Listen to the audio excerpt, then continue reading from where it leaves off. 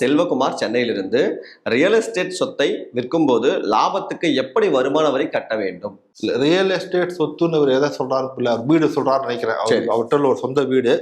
அவர் real estate business பண்றவரா இருந்தா அது ஒரு பெரிய டாபிக். அது நம்ம அது இப்போ இதுல பேச ஜாயிண்ட் டெவலப்மெண்ட் அக்ரிமெண்ட் போட்டிருக்காரா, இவரே நிலம் வாங்கி கட்டுறாரா, அப்புறம் இவர் இன்னொருத்தரோட நிலத்துல ஜாயிண்ட் டெவலப்மெண்ட் அக்ரிமெண்ட் போட்டு பண்றாரா, இல்ல இன்னொருத்தரோட நிலத்துல இவர் மட்டும் பில்டிங் மட்டும் கட்டி கொடுக்கும், அது தனி டாபிக். அதுக்குள்ள போனா நான் என்ன புரிஞ்சுக்கிறேன்னா, அவர்கிட்ட ஒரு வீடு இருக்கு, அவர் விற்கிறார், அது மாதிரி நான் புரிஞ்சுக்கிறேன்.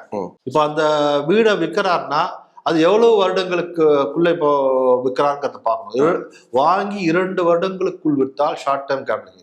சரி, வாங்கி 2 வருடங்களுக்கு மேல் விட்டால் லாங் டேர்ம் கேபிட்டல். இப்போ ஜூலை மாசம் பட்ஜெட்ல தான் அந்த வாங்கி அப்படிங்கிற இடத்துல அந்த கட்டி அப்படிங்கறதும் எடுத்துக்கலாம் இல்லையா? கட்டி நீங்க எடுத்துக்கலாம். ஆமா, நீங்க வாங்கி கட்டி ரெண்டுமே எடுத்துக்கலாம். நீங்க ரெண்டுமே எடுத்துக்கலாம். ஏன்னா அவங்க சொல்றதே லேண்ட் அக்விசிஷன், அப்புறம் அது இம்ப்ரூவ்மெண்ட் சொல்றாங்க. Cost of improvement, cost of construction, அப்புறம் லேண்ட் அக்விசிஷன் எல்லாம் சேர்த்ததுதான்.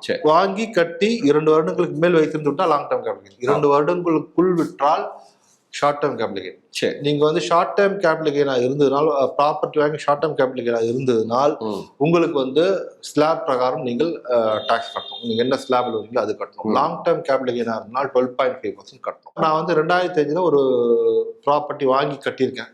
ஒரு 20 லட்ச ரூபா எனக்கு காஸ்ட், எல்லா காஸ்ட்டும் சேர்த்து, லேண்ட் பில்டிங் எல்லாம் காஸ்ட். இப்போ நான் விற்கிறேன், 1 கோடிக்கு விற்கிறேன். இப்போ இந்த 20 லட்ச ரூபாய் என்ன பண்ணுவாங்க, இண்டெக்ஸேஷன் போட்டு ஒரு கால்குலேஷன் இருக்கு, அதை போட்டால் அது ஒரு 60 லட்ச ரூபாய்க்கு நிற்குது வச்சுக்கோ. 1 கோடி மைனஸ் 60 லட்சம், 40 லட்சம் டாக்ஸ் கட்டினா போதும். இதுதான் ஏற்கனவே இருந்த நடைமுறை. இந்த ஜூலை 2024 பட்ஜெட்ல மாத்திட்டாங்க. அவங்க என்ன பண்ணிட்டாங்கன்னா 1 கோடி மைனஸ் 20 லட்சம், 80 லட்சம் லாங் டேர்ம் கேபிட்டல் ஆயிடுச்சு.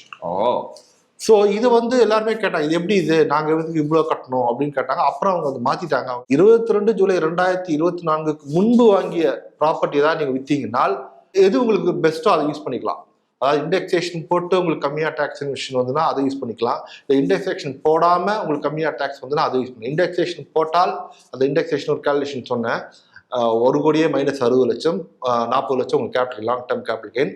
அதுக்கு 20% டாக்ஸ் கட்டணும். இல்ல எனக்கு இண்டெக்ஸேஷன் பெனிஃபிட் வேண்டாம், நான் அது வேண்டாம்னா 1 கோடி மைனஸ் 20 லட்சம், 80 லட்சம் லாங் டேர்ம் கேபிட்டல், அதுக்கு 12.5% கட்டணும்.